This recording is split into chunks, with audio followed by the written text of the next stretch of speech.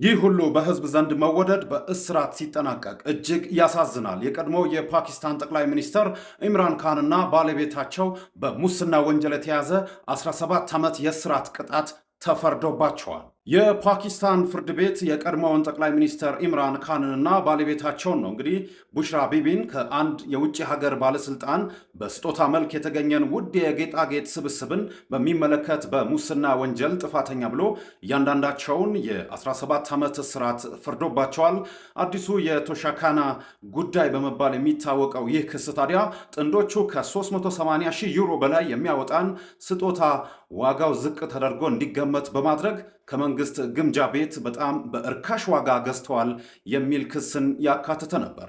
ለእምነት ማጉደል ወንጀል ሲባል 10 ዓመት እስራት ሲቀጡ፣ ለባለስልጣን ስነ ምግባር ጉድለት ሲባል ደግሞ 7 ዓመት እስራት ተጨምሮ በአጠቃላይ 17 ዓመት የእስራት ፍርድ ተፈርዶባቸዋል።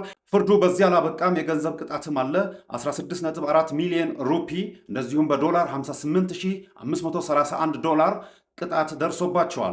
ዳኛው የቅጣት ውሳኔው የኢምራን ካን ዕድሜና የቡሽራ ቢቢን ሴትነት ግምት ውስጥ በማስገባት ቀለል ያለ መሆኑን ቢገልጹም ታዲያ የቀድሞ ጠቅላይ ሚኒስትሩ ኢምራን ካን ፓርቲ የሆነው ፒቲአይ በበኩሉ ታዲያ የሕግ አማካሪዎች በችሎቱ ላይ እንዳይገኙ ተከልክለዋል በማለት ሂደቱ የፍትህ መሳለቂያ ነው፣ ታዲያ ክሱም ፖለቲካዊ ተነሳሽነት ያለው ነው ሲሉ ተቋማቸውን አሰምተዋል።